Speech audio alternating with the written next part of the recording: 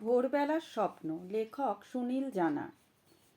কেউ স্কুলে যায় লেখাপড়া করতে, কেউ যায় খেলতে, কেউ দুষ্টুমি করতে, বাউল যায় টিফিন খেতে। নানান রকম টিফিনের লোভেই তার স্কুল যাওয়া। একটা বড় সড়ো টিফিন বাক্স কেনা হয়েছে তার। মা রোজ কত রকম টিফিন সাজিয়ে দেন। ফল, মিষ্টি, কেক, চকলেট, চাউমিন, ডিম সিদ্ধ, আরও কত কী। এক এক দিন এক এক রকমের। রোজ এক খাবার আবার বাউলের মুখে রোচে না।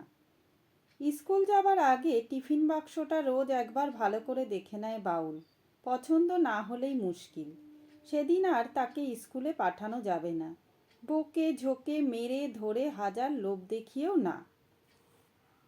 স্কুলে গিয়েও যা কাণ্ড করে বাউল। টিফিনের বাক্সটা সারাক্ষণ আগলে আগলে রাখে। টিফিনের ঘন্টা পড়ার আগেই বাক্স বার করে বসে থাকে। আন্টি বেরিয়ে যেতে না যেতেই বাক্স খুলে খেতে শুরু করে দেয়। একদিন তো চোখে পড়ে গেছে ঝুনু আন্টির। অমনি আন্টি চলে এসেছেন তার কাছে। তাড়াতাড়ি বাউল বাক্স বন্ধ করতে যাচ্ছিল। আন্টি বললেন, আজ কী টিফিন এনেছো দেখি? আন্টিরও খিদে পেয়ে গেছে নাকি?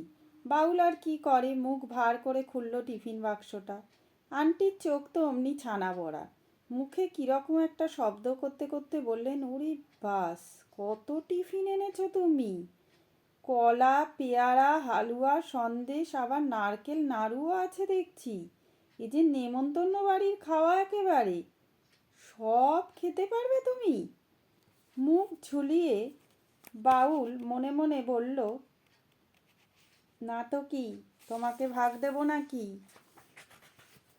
আন্টি ওর পিঠ চাপড়ে দিয়ে বললেন, বেশ বেশ, তোমার বাড়িতে টিফিন খেতে যেতে হবে একদিন। ভারী লোভ হয়েছে তো ঝুনু আন্টি। ওর ওপর রাগ করে সেদিন তাড়াতাড়ি খেয়ে ফেলেছিল বাউল, না হলে তার টিফিন খেতে খেতে টিফিনের ঘন্টা কাবার হয়ে যায়। পরের ক্লাস শুরু হয়ে যায়। আন্টিও ক্লাসে এসে যান কখনো কখনো।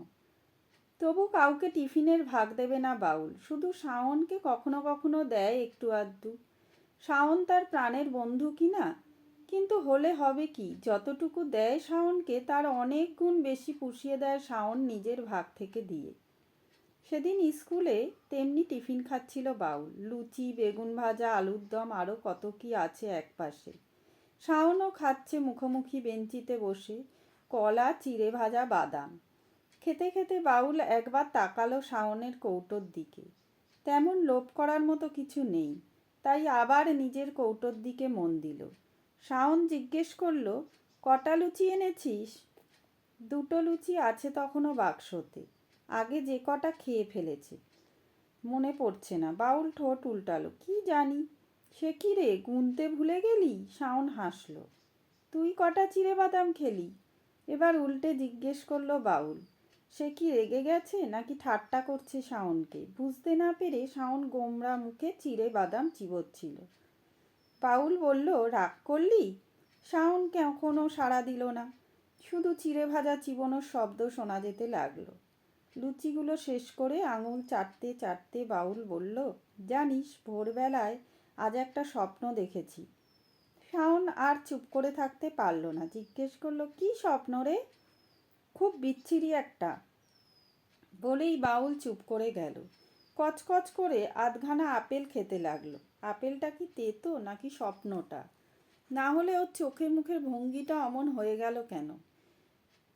শাওন আর থাকতে পারল না, ওর কাছাকাছি সরে গিয়ে বলল, কি দেখেছিস বল না? আন্টির হাতে কানমোলা খেয়েছিস? তার চেয়েও খারাপ, যাচ্ছে তাই স্বপ্ন একটা। বলতে বলতে বাউল যেন কেমন আনমনা হয়ে গেল। আপেল মুখে নিয়ে বসে রইল অনেকক্ষণ।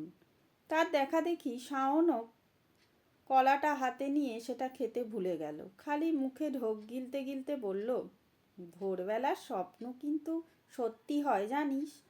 চমকে উঠে বাউল একবার ভালো করে দেখলো শাওনকে, তারপর অবিশ্বাসের ভঙ্গিতে বলল, ধ্যাৎ। তার মুখের আপেলটা অমনি ছিটকে পড়ল মাটিতে। হ্যাঁ রে, সত্যি হয় রে, মা বলেছে। বলতে বলতে আস্ত কলাটা মুখে চালান করে দিল শাওন, পাছে সেটাও না পড়ে যায় আবার। আপেলের দিকে তাকিয়ে একটু হাসলো বাউল, বলল, যাহ, বাজে কথা, মারা বলে অমন। বলল বটে কথাটা, কিন্তু কেমন যেন একটা সন্দেহের ভাব ছড়িয়ে পড়ল বাউলের চোখে মুখে। এখনও তার টিফিন খাওয়া শেষ হয়নি, কিন্তু আর যেন খেতে ইচ্ছে করছে না। শাওনের খাওয়া শেষ, খালি টিফিন বাক্সটা ব্যাগে পুরতে পুরতে সে বলল, না রে, একদম সত্যি, আমিও সেদিন ভোরবেলা একটা স্বপ্ন দেখেছিলাম, পরের দিনই সেটা সত্যি ফলে গেল। কি দেখেছিলি? বাউলের চোখে মুখে তার গিলে ফেলা লুচির মতোই গোল গোল হয়ে উঠল। শাওন উৎসাহ পেয়ে বলল, সেদিন স্বপ্ন দেখলাম মামার বাড়িতে বেড়াতে গেছি, ওখানে তো অনেক আম গাছ। দেখলাম গাছে উঠে এত এত পাকা আম পেড়ে খাচ্ছি, আর কি মিষ্টি আমগুলো, কি বলবো তোকে, ঠিক যেন চিনি। বাউল তাকে থামিয়ে দিয়ে বলল, ভাগ, তুই আবার কবে মামার বাড়ি গেলি? রোজ তো স্কুলে আসছিস। আরে শোন না, কি করে সত্যি হলো স্বপ্নটা। বোতল থেকে ঢক ঢক করে খানিকটা জল খেয়ে শাওন বলল, মামার বাড়ি আমি যাইনি, কিন্তু তার পরের দিন মামাই এসে হাজির, সঙ্গে এক ঝুড়ি পাকা আম, সেই স্বপ্নে খাওয়া আমগুলোর মতো মিষ্টি একেবারে। ব্যাস, আর কথা নেই বাউলের মুখে, একেবারে হাতে নাতে প্রমাণ। শাওন দুঃখ করে বলল, নেহাত মার ডাকে স্বপ্নটা ভেঙে গেল, না হলে আরও খানিকটা স্বপ্ন দেখতে পারতাম। অনেক দিন ধরে একটা খেলনা বন্দুকের স্বাদ আমার, সেটাও স্বপ্নে দেখে নিতে পারলে মামা নির্ঘাত নিয়ে আসতেন আমার জন্য। আহা, এমন একটা স্বপ্ন দেখলো না কেন বাউল? সত্যি হলে কেমন মজা হতো। তার বদলে কি না। ঢং ঢং ঢং, টিফিনের শেষ ঘন্টা পড়ে গেল। মেজাজ খারাপ করে উঠে পড়ল বাউল। নারকোল নাড়ুটা তার খেতে বাকি এখনো, কিন্তু মুখে আর কোনো স্বাদ নেই। স্বাদের নাড়ুটা শাওনকে দিয়ে বলল, তুই খা। শাওনের দিন ভালো যাচ্ছে না এখন। ওদিকে আম, এদিকে নাড়ু। খপ করে নাড়ুটা মুখে পুরে দিয়ে সে নিজের জায়গায় চলে গেল। বাউলের স্বপ্নটা আর শোনা হলো না। ছুটির সময় মা নিতে এসেছেন বাউলকে, কিন্তু সে এমন চোখমুখ করে বেরোলো স্কুল থেকে, দেখে মা ভয় পেয়ে গেলেন। গায়ে মাথায় হাতটা দিয়ে বললেন, কী রে, শরীর খারাপ নাকি? রিকশায় উঠতে উঠতে বাউল বলল, না। তবে অমন মুখ কালো করে আছিস কেন? শাস্তি খেয়েছিস? মা একে একে জিজ্ঞেস করে যেতে লাগলেন। বকুনি খেয়েছিস? বেত, কানমোলা, নীলডাউন? তারপর বোধহয় আর কিছু ভেবে না পেয়ে শেষকালে জিজ্ঞেস করলেন, টিফিন খেয়েছিস? কোনো জবাব দেয় না বাউল, শুধু মার দিকে ফ্যাল ফ্যাল করে তাকিয়ে থাকে। চলন্ত রিকশোতেই বাউলের ব্যাগ খুলে ফেললেন তার মা। টিফিন বাক্সটা বার করে আনলেন। বাক্স তো খালি, বিলকুল ফাঁকা। তবে হলো কি বাউলের? অনেক ভেবে চিনতে তিনি জিজ্ঞেস করলেন, টিফিন কম পড়েছিল তোর? মাথা নেড়ে বাউল মার কোলে মুখ লুকিয়ে ফেলল, বোধহয় লজ্জা পেয়েছে। বাড়ি ফিরে স্কুলের পোশাক ছাড়তে ছাড়তে বাউল আর থাকতে পারল না। জিজ্ঞেস করে উঠল, আচ্ছা মা, ভোরের স্বপ্ন কি সত্যি হয় কখনো? হঠাৎ এমন প্রশ্ন শুনে মা খুব অবাক হলেন। তারপর হেসে ফেলে বললেন, কেন রে, ভোরবেলায় কোনো স্বপ্ন দেখেছিস? কি স্বপ্ন দেখলি? আবদারের ভঙ্গিতে হাত পা ছুড়ে বাউল বলল, আগে তুমি বলো না মা, সত্যি হয় কি না। ছেলের কাণ্ড দেখে মা হাসতে হাসতে মজার সুরে বললেন, কি দেখলি আগে বল। না, তুমি আগে বলো। বাউলের সেই এক বায়না। কি বলবেন মা বুঝতে পারছেন না। ছেলেকে সামলাতে সামলাতে তিনি বললেন, স্বপ্ন তো স্বপ্নই, তা সত্যি হবে কি করে? বলেই তিনি আবার যোগ করলেন, আমার তো কত স্বপ্ন তোকে নিয়ে, কিন্তু তা কি সত্যি করতে পারবি কোনো দিন? মার কথায় প্রথমে একটু ভ্যাবাচ্যাকা হয়ে গেল বাউল, তারপর কি বুঝলো কে জানে, আগের মতোই বলে উঠল, তবে যে শাওন বলল ভোরের স্বপ্ন সত্যি হয়, তারও হয়েছে। বাউলের জিনিসপত্র গোছাতে গোছাতে মা বললেন, তাই নাকি, কি স্বপ্ন দেখেছিল শাওন? বাউল তড়বড় করে শাওনের স্বপ্ন সত্যি হওয়ার কথাটা বলে গেল। শুনে মা তো হেসে কুল পান না। বললেন, শাওনটা পারে বটে স্বপ্ন দেখতে। তা তুই কি স্বপ্ন দেখলি? কোনো নেমন্তন্ন বাড়ি খেতে গেছিস?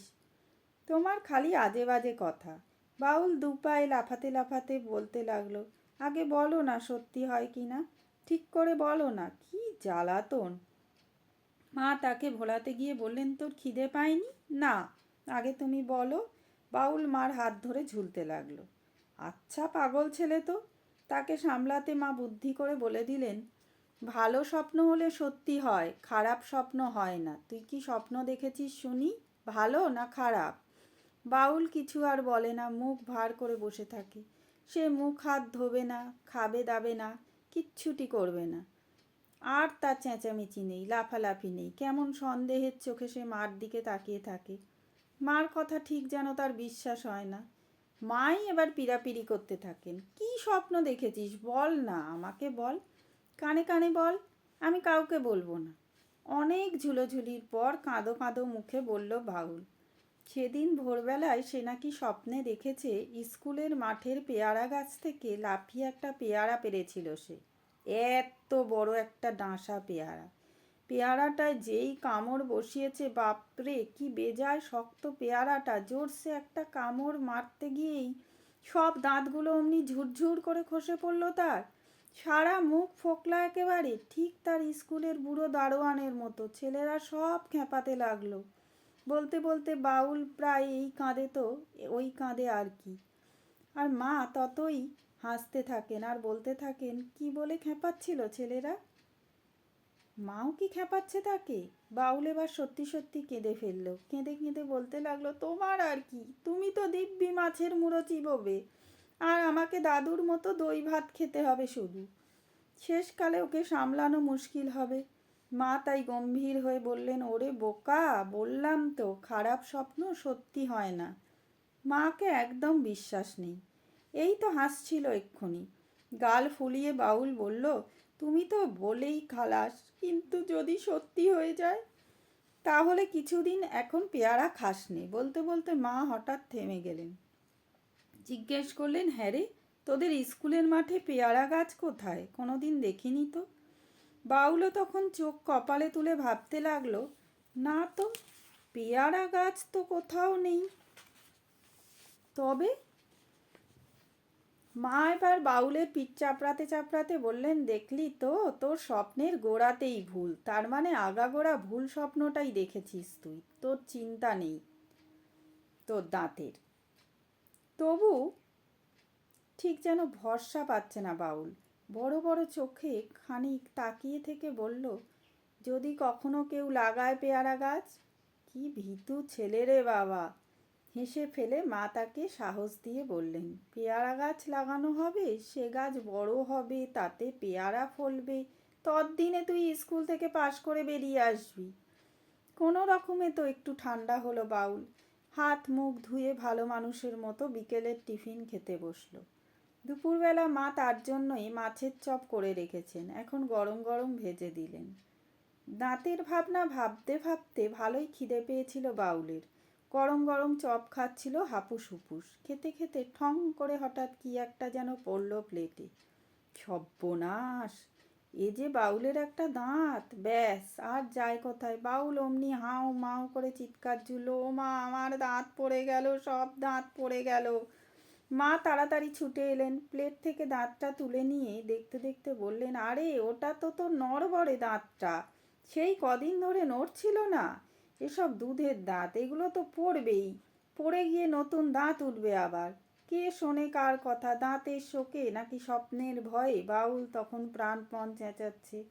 মা একবার হাসি মুখে বললেন, যাক, একটা দাঁতের ওপর দিয়ে ফাঁড়াটা কেটে গেল তো। কিন্তু বাউল সেটা বুঝলে তো? তার চেঁচানি তখন থামছে না। মা আর পারছেন না তাকে নিয়ে। তখন থেকে কি আরম্ভ করেছে ছেলেটা। ভীষণ রেগেও তিনি সমানে চিৎকার করে বলে উঠলেন, থাম বলছি, নইলে আমি এক চড়ে ফেলে দেবো তো সব দাঁতগুলো। তখন থামলো বাউল।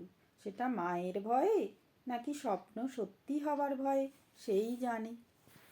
নমস্কার। আমার গল্প ভালো লাগলে লাইক, শেয়ার এবং কমেন্ট করতে ভুলবেন না কিন্তু।